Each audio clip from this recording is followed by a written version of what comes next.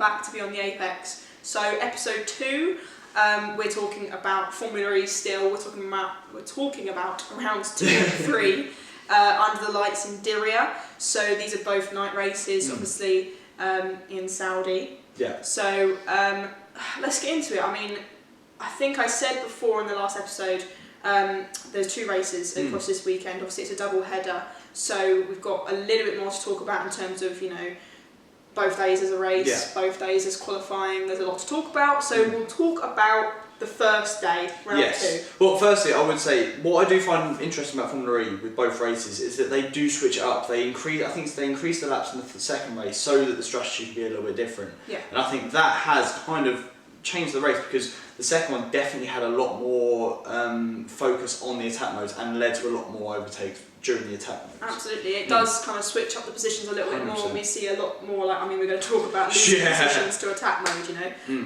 I will quickly say, anyone that hasn't watched Formula E, if you are watching our podcast as well, and that doesn't know Formula E as well, attack mode is obviously where they kind of go off of the racing line in order to get more power, and they're giving it for like a certain period of time. I think it's like total 6 minutes? 6 minutes? Or 8 minutes? 6 or 8 minutes. 8 no, minutes. 8 minutes, because then they can take it as 4 and 4. They can split it, so it's all to do with strategy and when you take it, because if you do go off the racing line, you're ultimately going to lose places, so say. So, that's basically what we're talking about when we say attack mode. Yeah. So, round 2, we'll talk about kind of qualifying first. Obviously, Jeff on pole. Yeah. Great to see, obviously, a legend of Formula E. And to see him back on pole. Obviously, last year in the Penske, he didn't have the best of seasons, so seeing him back on pole here was great. It was brilliant, and I think as well, you rightly said, he's an absolute incredible part, an integral part of Formula E across the 10 years we've seen it. So I think one thing I would say is definitely, this is not an ad or anything, but watch Unplugged, Formula E Unplugged, because it is so good, and they've got an episode about Jet actually, and how it's the sport has evolved. I mean, we've got a Gen 3 car now. It's absolutely incredible the development in technology that we've got. So it was just great to see Jev on pole again, like you said. Penske's, no, we're not really seeing them up there. No, we're not. No. So it was a very good result from that. I mean, Jake. Jake got him. Well, that's to do with the race, but I'd say definitely as well. We saw the change in the tyres. Obviously, last race, Jake Dennis went out in the group stages. This race, Pascal didn't do well in the qualifying, and obviously that reacted in his points. So obviously, it is going to switch this championship. I think the constant is going to be Cassidy doing well, unfortunately. But look, it was great to see. Obviously, Jake up there as well. I think he qualified second on the grid. I think so. I would say and then obviously got him in the attack mode. Timings and overtook him then, but obviously the race was actually really good as well. It was. I think Mexico was a little bit of a weird start to the season because there wasn't a lot of overtaking and things like that. I think there was only 3 overtakes, wasn't there? Yeah, 3 overtakes total. So I mean, the Diriyah, the track in general, is literally I don't know how to describe it, but there's so many blind turns. You just don't know they're going to happen. Yeah. So there's so much thought that needs to be, the drivers are so talented. There's no doubt about that. It's something about Saudi buying races on championships and making the most dangerous racetracks known to man. The quickest and the most dangerous. It's let's just make it hard. As well as the sand and stuff on the track, because then the track surface changes all the time. Oh my god, yeah. So it's that affects the strategy and the way the drivers are, the way they feel about the track, and the whole host of things. So, going back to what Sam said, we do see a lot of switches and stuff in terms of what happens in the outcomes. So in the race we've had Jake, Jev, and then Cassidy. Yeah, but obviously it was dominant from Jake. I mean, what was it was 13-second gap in the end. Fastest lap as well. And fastest lap, a perfect start. Obviously, if he got pole, it would have been the extra 2 points, but still, it was a perfect start of the weekend for Jake. Definitely. I mean, fair play to him. Perfect, a perfect comeback from not being absolutely. as good as he probably would have wanted in Mexico as well. But we'll talk quickly about Cassidy. Obviously, he's a bit of a. He's got so much talent, and he's in the fastest probably car on the grid. Yeah. to be on the podium, I think he's on the podium obviously 2 times this week, and obviously was he in yes, Mexico? Yeah, so Mexico he's not been on the podium for the whole 3 rounds we've had. And so he's starting in a new team as well. It's a big change, new team, and different people running his car, running his strategy, his engineering, everything is different, and he's still doing incredibly well. We should just say that he inherited the podium. Let's just say so there was a lot of teamwork between Jaguar. Obviously, I think it was Mitch let Nick through, so that when he took the attack mode, he'd come out in front of Sam Bird, which was great teamwork from them, and really proves that why they should have 2 drivers up there. But obviously Mitch went for a move on the final lap of the race, went deep, and then both Nick and Sam got ahead of him in the end, so he ended up P5. He should have been on the podium, but it was a shame. I think it's a shame for Mitch as well, because obviously we are talking about having 2 really strong drivers in a team, but I do think a lot of the time Mitch is overshadowed. 100%. And by Cassidy. He was the man of the team last season, and he has been thrown into the position this season where his teammate is arguably faster than him, and he's having to deal with that. He's having to deal with the fact that he has got to push himself further than he has before to be able to just be his teammate, let alone everyone else on the grid. So it's going to be difficult. It's going to get some getting used to, but I think the more time you give Nick, the more time he's going to get in the car, and he's just going to get stronger and stronger. I agree. I think that is probably one of the hardest things for Mitch, in terms of teamwork. He's got to work towards, Cassidy. They're going to want Cassidy to be like, drivers champion and things like that. So obviously they're going to want Mitch to do that as well. But it's kind of a trade-off, isn't it?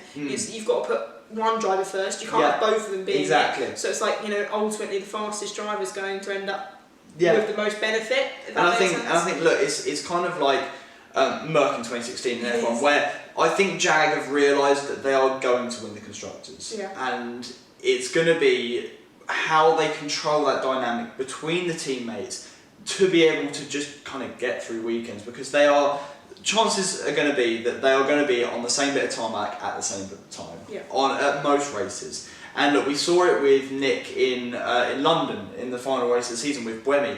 That got tetchy between the teammates when they were both, and I think Nick can get like that. He has a red side to him where the red mist comes down and he just wants to win. And we haven't seen that yet. We're seeing a lot of teamwork, but when it gets down to the biting point, when there's a few races left and the points are critical, I think we are going to see that teammate explode. It's all going to go a bit crazy, to be honest. I really do, and I think you are so right with London last year. Obviously, Buemi and Cassidy. Essentially taking away Cassidy's chance. It was absolutely brutal. And you do see that side to Cassidy. You do. But, I don't know. I especially did, which is one of the reasons why I'm not the biggest fan of him. I'm not saying a word. He said hello to me, he said good morning. Yeah, he didn't say that to me. I was literally wearing the team stuff. No, let's move on from that. We'll talk about a little bit about, you said about the Jaguar powertrain. Obviously, Jaguar are probably pretty much set to win the constructors this year.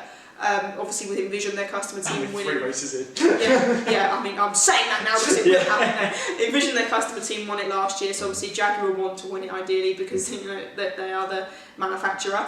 But we'll talk about Envision. Obviously, they didn't do as well. 10th and 12th for Buemi and Frines. Really wasn't strong from them. But I don't know whether it was this qualifying or the next qualifying. Was it where Buemi went into the wall? No, he didn't go into the wall. He had a massive kick of oversteer. Did he? Yeah, because I texted you. Oh yes, he did. Yes. No, so it was the first race. It was race 2, so it was this one. Yeah. So obviously we've seen a little bit of that. Buemi really doesn't react quite well when he makes mistakes. It wasn't that good. But so very interesting because obviously they were really quite dominant in Mexico. Oh my god, yeah. So really not a good start. And I think we're overshadowing the fact that Sam Bird got P4 in this race.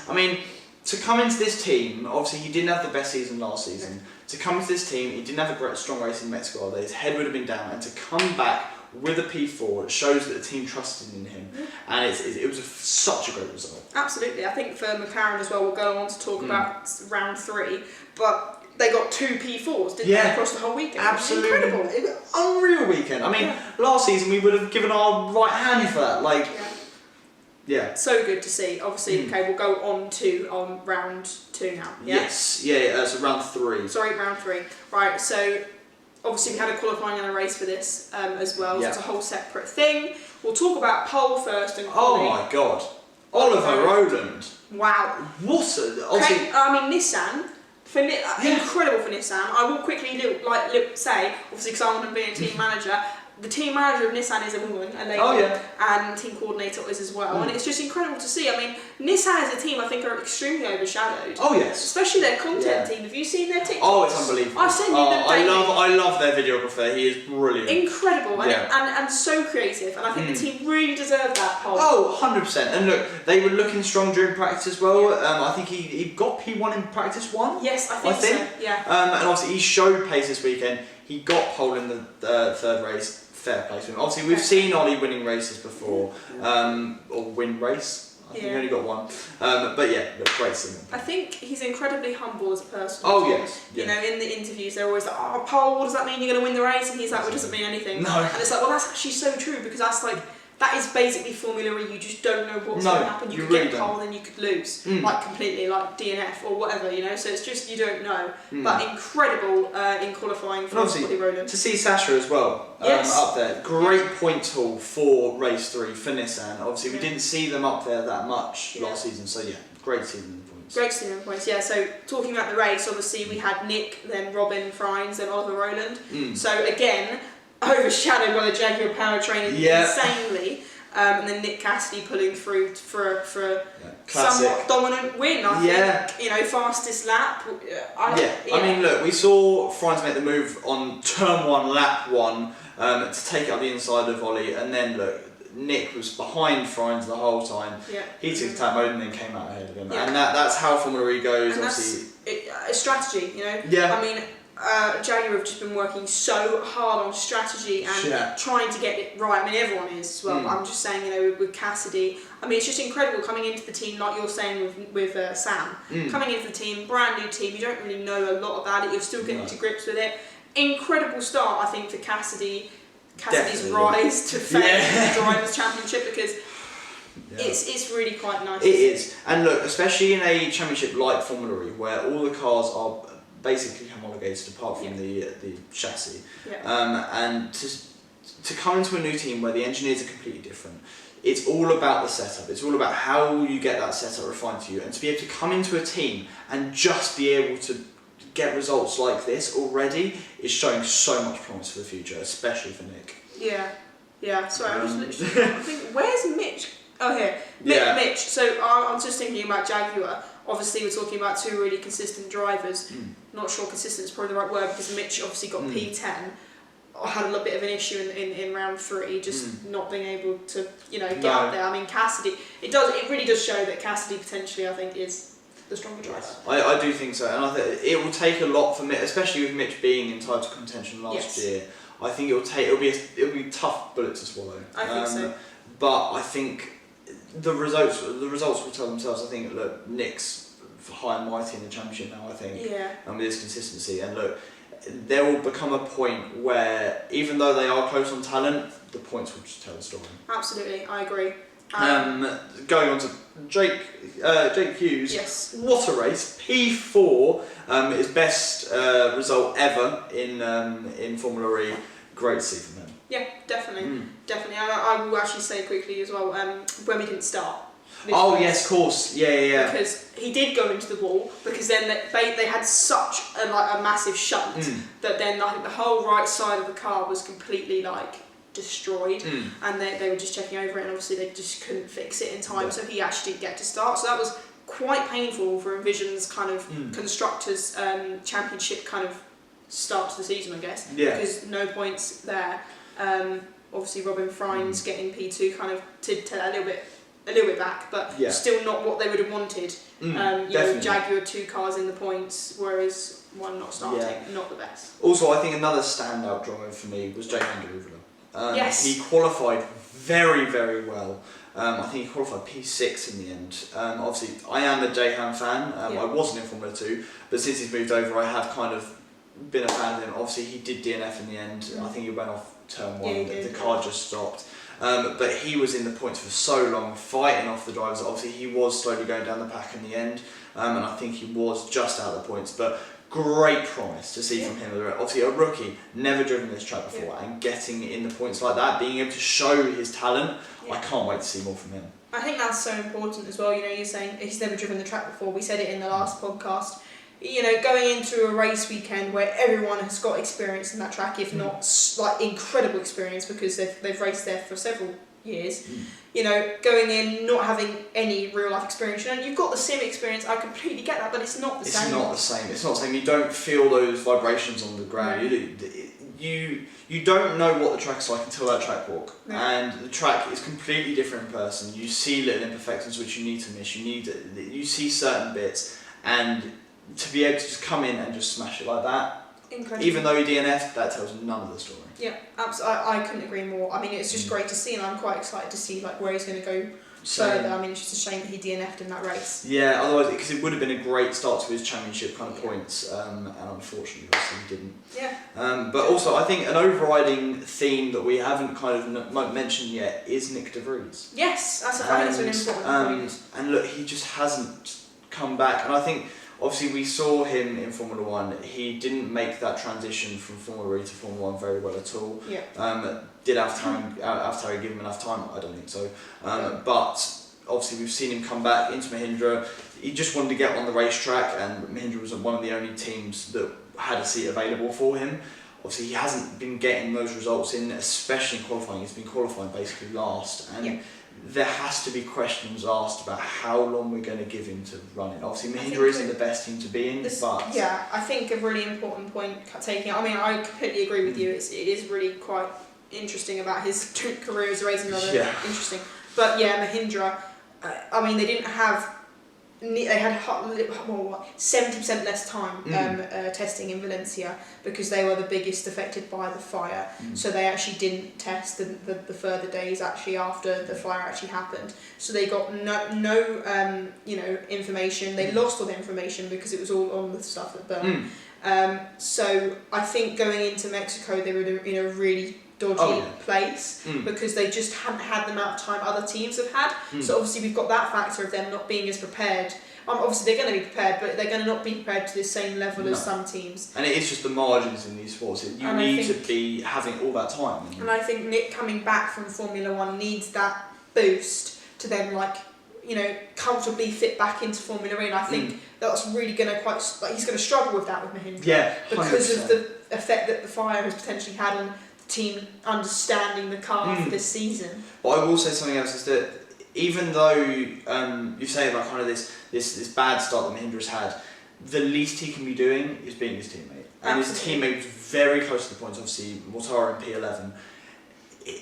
I think it's less of his talent and more of his mindset. Absolutely. And especially with the fire and it kind of affecting him, that would have completely jumbled his brain, and he just needs to kind of flatline and get on that kind of trajectory again to be able to get to where he was. Absolutely. And obviously his ceiling isn't going to be as high in Mahindra, 100%, especially with the troubles they've had, but the least he can be doing is beating his team. Completely agree. I mean, it's going to be very interesting to see, because if he keeps getting beaten by Mortara, what are Mahindra going to do? I mean, they're not in the same kind of Formula 1, AlphaTauri, they had to make a decision because they need, whereas Mahindra, a little bit different, there's not as much pressure, I arguably. No. But there are good drivers out there, so, there is. easily... And also, I think, especially in this race, look, Mortara started behind him and ended up P11. It wasn't like Mortara had a great quality and just dropped back. So it's definitely just that racecraft as well. I think it's going to take time for Nick to... He's been between two very different